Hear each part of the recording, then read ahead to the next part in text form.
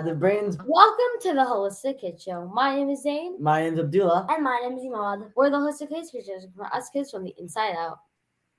We have a huge emergency. We have a mental health emergency that is affecting us kids all over the world. And we need to step up and take action today. Because we kids are using our brains so much. If our brains are not working, then how are we supposed to accomplish our dreams? How are we supposed to make the world a better place? We need our brains to function the best they can. Did you know that your brain is amazing? It is made of over 100 billion brain cells and over 50 trillion connections. At birth, there are a billion cells and a few connections. But as kids continue to grow, we develop more connections at an estimated rate of 700 to 1,000 synapses connections per second in this period. And guess what? We do have control. We have control over all our brains, our decisions, and how we feel.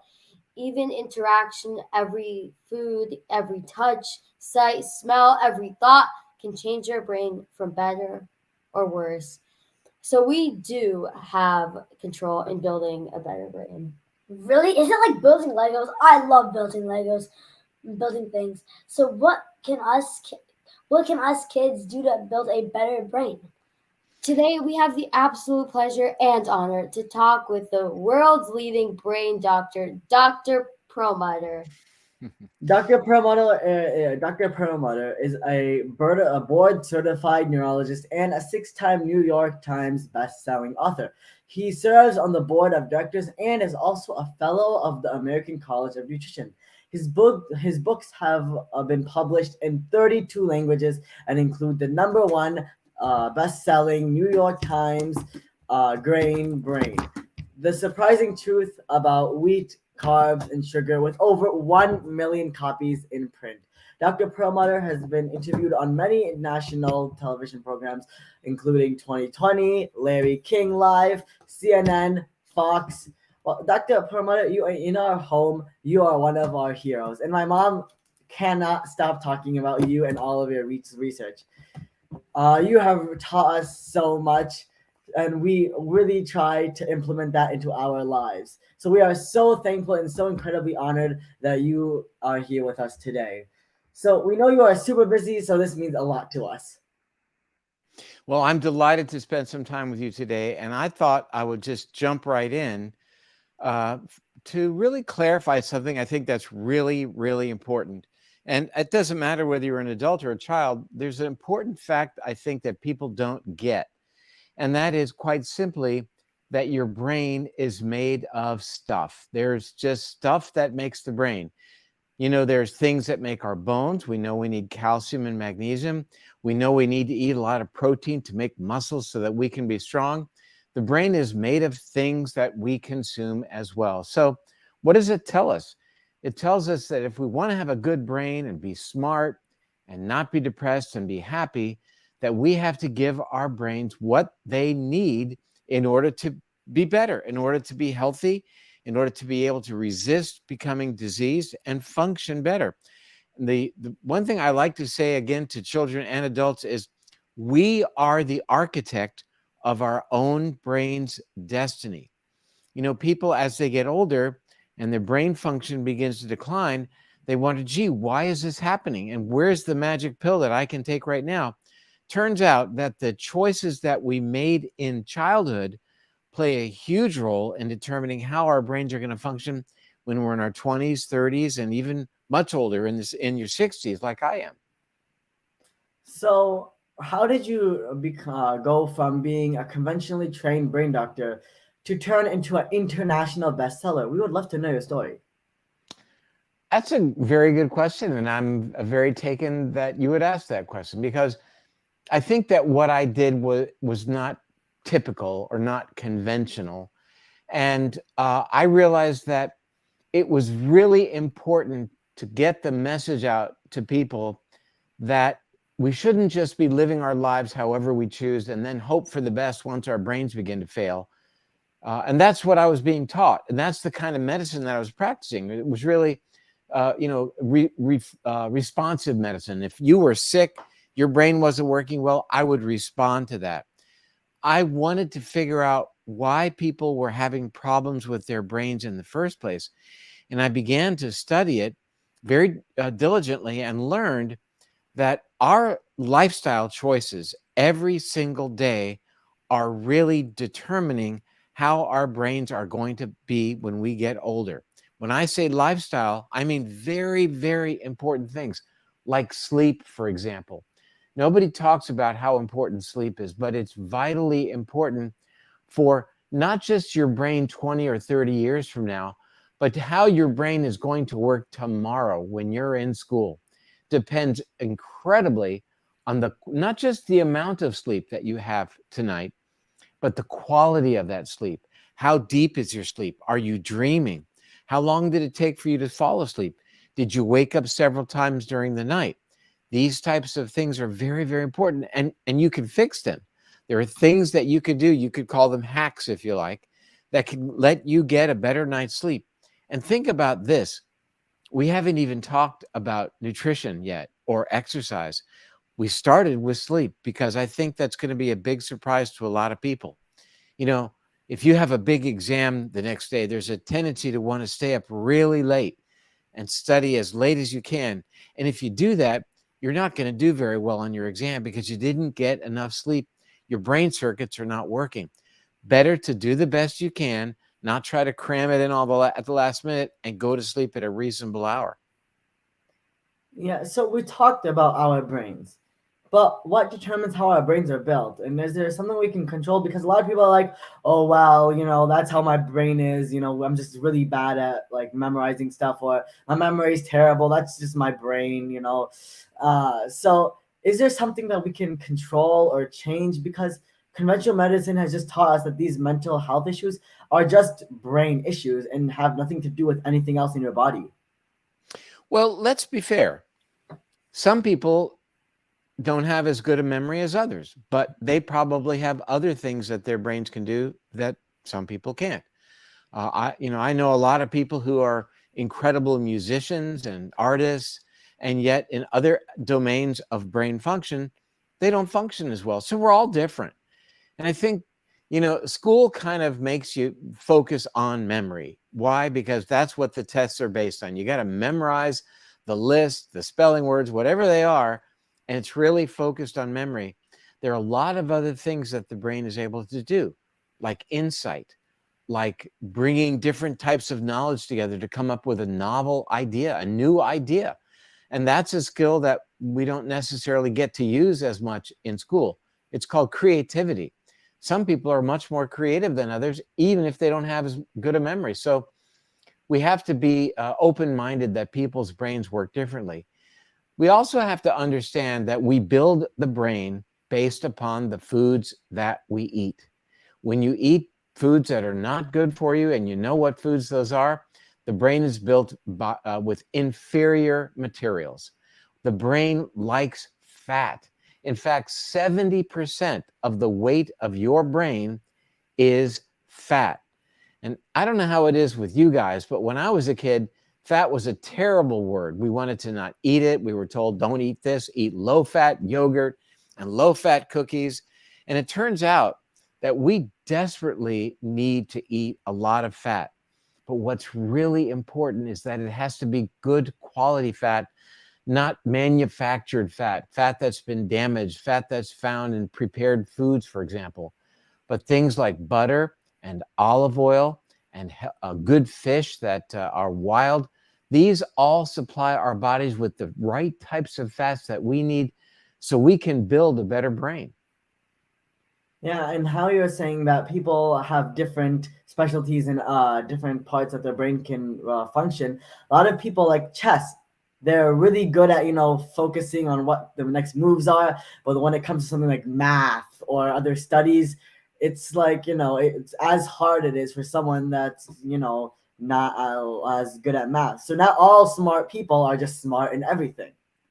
That's right. I'm told that Albert Einstein didn't speak until he was 4 or 5, and they thought there was something wrong with his brain. Einstein. So the point is, I think we have to be a little bit more understanding towards others when they might not be able to memorize so much stuff for a particular test, because generally they have other skills that we need to look for. So, in your book, Brainwash, you talk about the two main players of decision making, which is the prefrontal cortex and the amygdala. We need both to be working together to make a rational decision. But what factors can help us make sure that we're actually making good decisions? That's a very good question. Let me break it down a little bit. Our day is filled with decision making. Should I look at the camera or should I look away? I mean, everything we do is a decision. Should I eat this or should I not? Should I exercise or should I not? Should I stay up late and binge watch whatever is the latest show or not? We all have to make decisions day in and day out. Many of them have an important bearing on our health. And it turns out that the brain has two main areas that we call decision makers. One area you mentioned it, called the amygdala. That's a Latin word that means almond because it looks like an almond. Is an area for decision making that is very, very rapid and caters to what you want right now, only for yourself, because darn it, you want to eat that piece of cake and I'm going to eat it, or I'm going to stay up late, or you're going to buy me that toy. That's the amygdala talking. It's pretty much like the child in the room. The other area that's very, very important is called, as you mentioned, the prefrontal cortex. That's right behind the forehead. And that is an area of the brain that says, whoa, wait a minute. Let's think about this. Let's bring in some other information. Let's figure out what's the best decision for you and how it affects other people, and how will this be a good decision for the future. So we call that the adult in the room. And generally, the adult controls the child. Generally, we connect that prefrontal cortex to the amygdala and it keeps it in control. Now, sometimes the amygdala can gain control and make terrible decisions. We've all been there. How do you sever? How do you kick the adult out of the room? If you don't get a good night's sleep, if you eat a lot of sugar, if you are involved in some situation that's very, very stressful, for example, then you make decisions right now from the amygdala, which generally aren't going to be good decisions for you. You've got to do everything you can to stay connected to the adult in the room and make better decisions that are better for you and certainly better for everyone around you. So then, but everyone says that, the amygdala and the prefrontal cortex, they have to work together. But wouldn't it just be better if we just use our prefrontal cortex instead of the amygdala? Good question. But there are times when you need a sudden decision and you can't wait for the prefrontal cortex to decide certain things and to think about all of the options. Let me give you an example. You might not drive yet, but if you're backing up your car and suddenly in the rearview mirror, you see a child on a tricycle, that's when the amygdala fires. Bam, you put your foot on the brake, car stops. You didn't think about it. You didn't have to think, well, maybe it'd be a good idea for me to move my foot off the gas, put it on the brake, and then apply some pressure because I see a child in the back behind the car. By then, trouble, right? Mm-hmm. So there are times when the amygdala is life-saving, not just for you, but for others as well. The amygdala is what kicks in when we are threatened, when we're being chased by an animal or we're in a threatening situation. That's all amygdala. That feeds right into your what's called fight or flight, where you've got to jazz up your whole body and suddenly respond, and your brain has to respond quickly as well. So, by and large, the amygdala needs to be quiet and not really enter into the decision making. But once in a while, it's a darn good thing that we have this very rapid response element in the brain. So we know that for every one message that the brain sends to the gut, there are 9 messages that the gut sends back to the brain.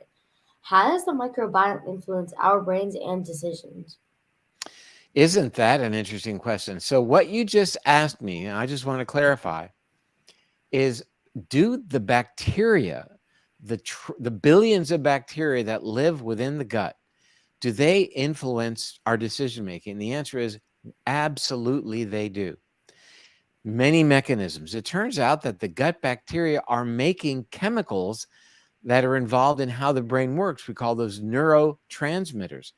The bacteria make mood changers. They make chemicals that influence our moment-to-moment mood. Can you imagine that the health of the gut bacteria plays upon your mental health?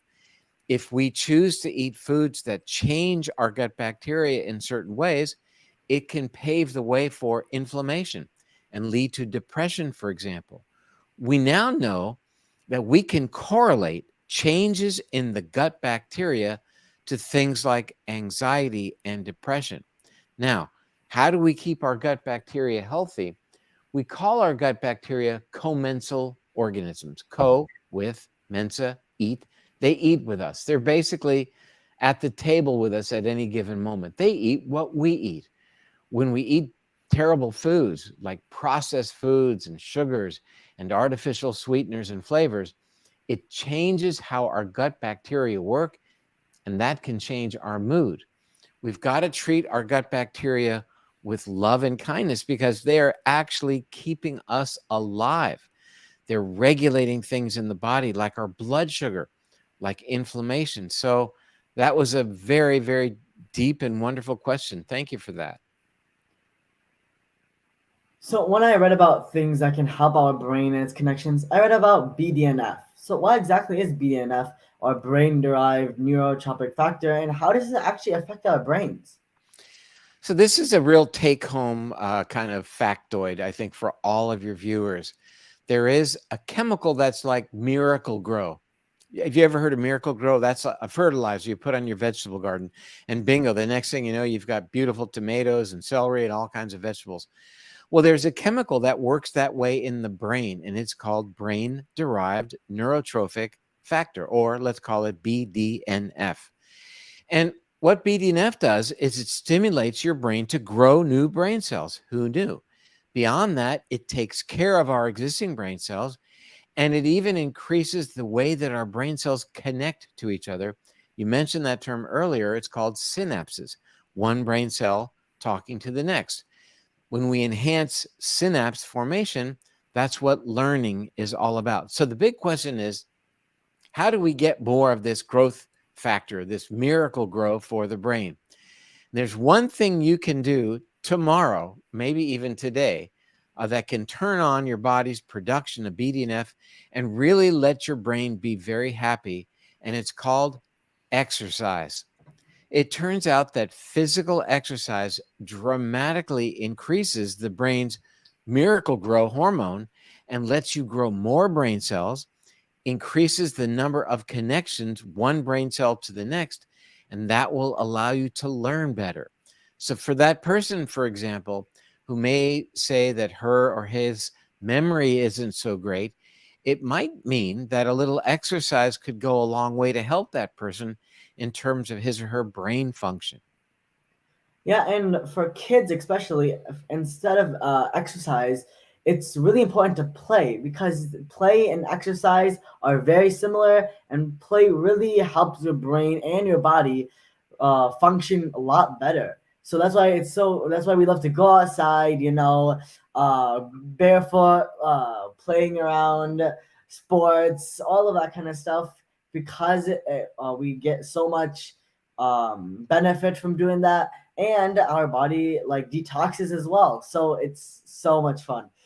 Well, let me just amplify that if I can a little bit. Yeah. It's very disturbing to me that there's a huge trend now to cancel playground time during school because kids have to learn spelling and math and all kinds of things.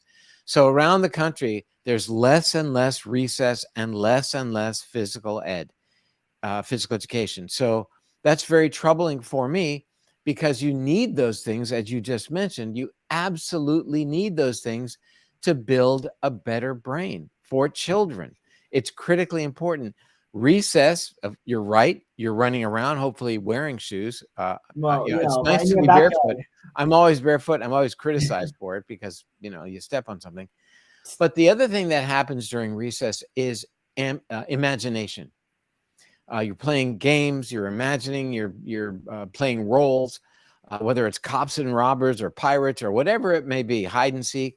There's a lot of imagination that goes on. And for the young brain, that is a critical factor that allows more connections to happen and really allows that brain, because the child was allowed to spend time during imagination as a child, really allows that brain as you get older to come up with novel ideas, to be creative, for example.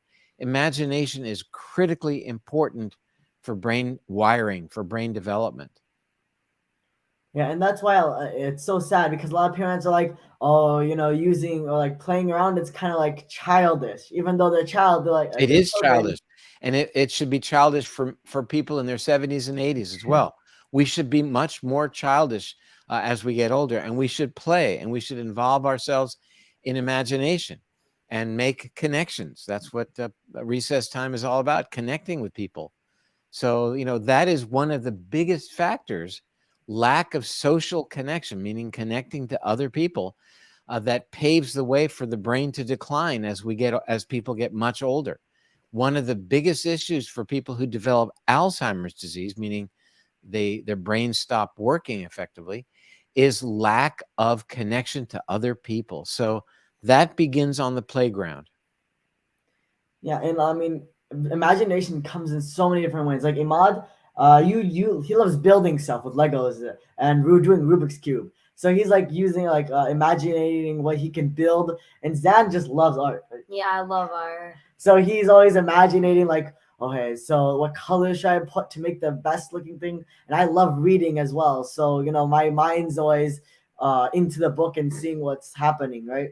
That's why we love imagining, because it's just, instead of like, it makes you happy, and there's health benefits as well. And I think parents should absolutely encourage it.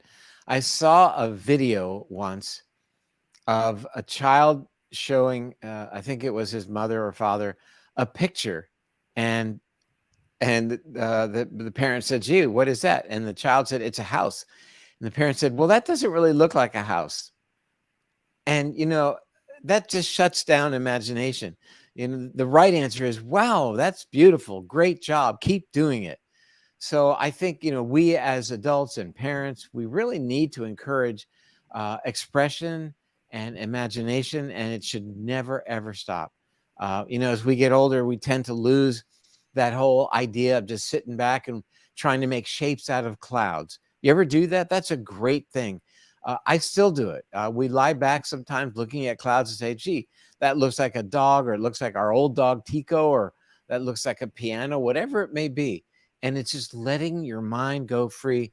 That's really good for your brain. So a lot of us kids are now eating more sugar than ever before, which is really affecting our brain. I mean, obesity and diabetes has skyrocketed. I actually read a study that recently that obese children had a thinner prefrontal cortex than normal weight children, leading And to larger poorer amygdala. working.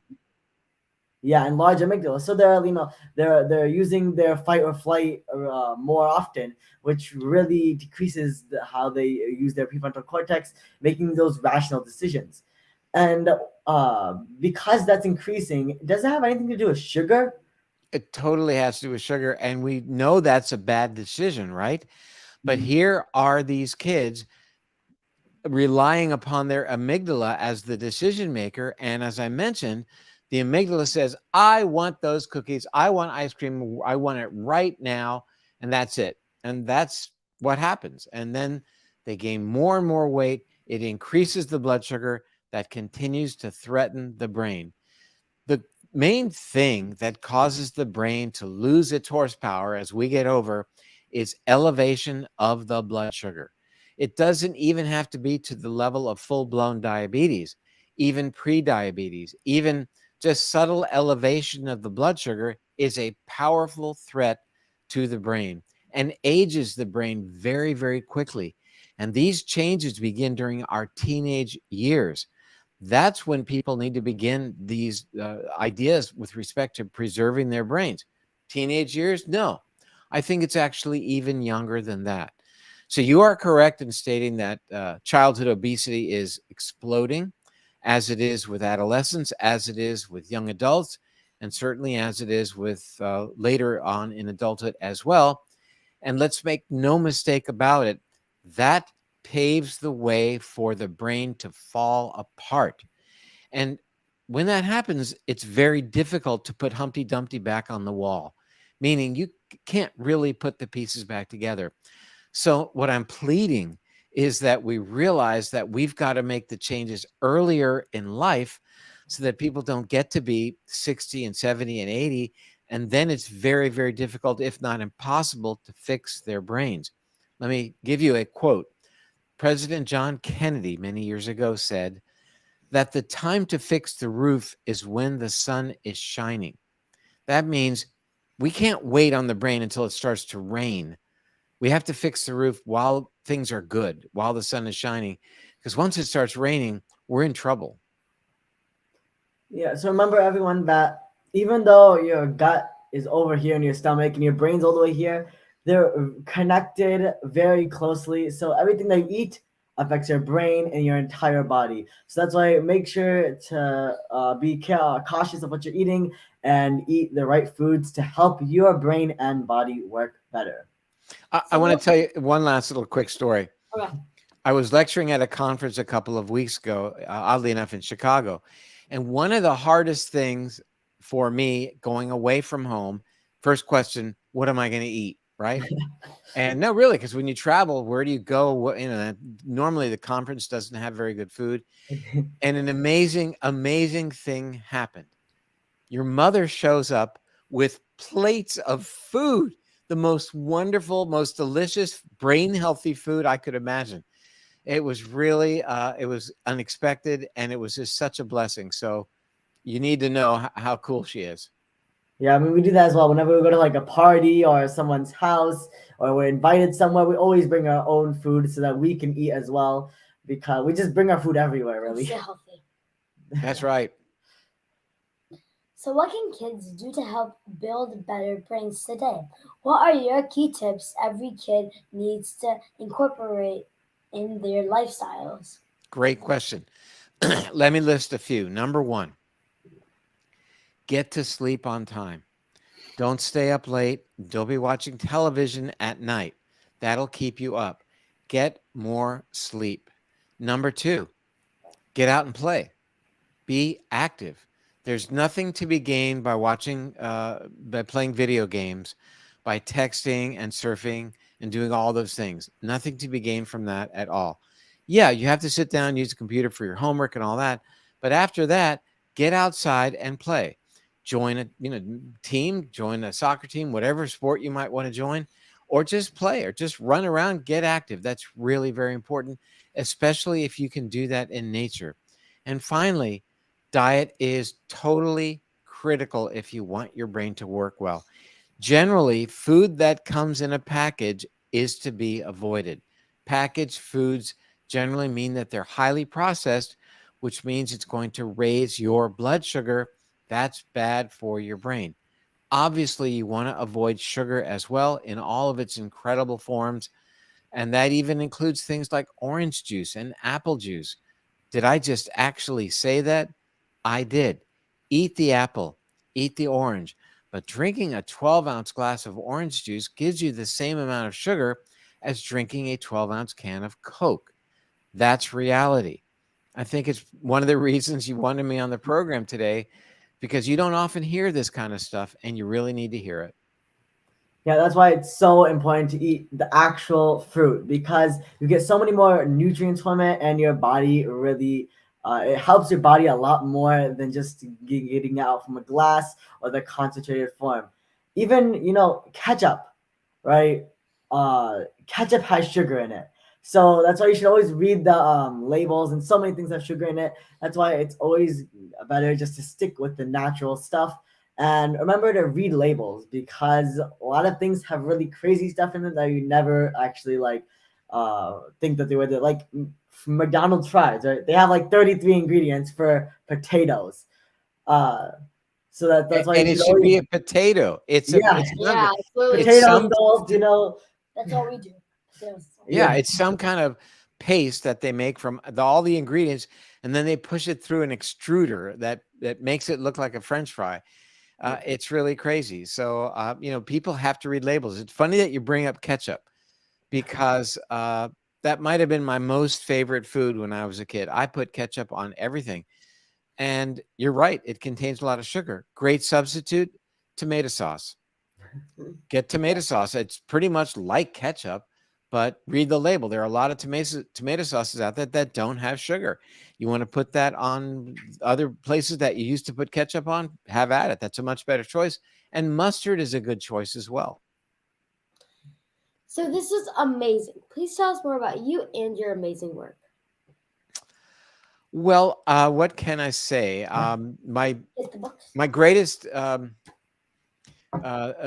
that I'm most proud of is that my wife and I have raised two beautiful children, wonderful children who are happy and healthy. And that's all we ever wanted, was to have happy and healthy children. So that's the biggest goal in my life that my wife and I have attained. I do a lot of things in my life at this point, like writing books and lecturing and doing podcasts like we're doing right now, to try to give people just a little bit of information so that they can change how they go about their understanding about health.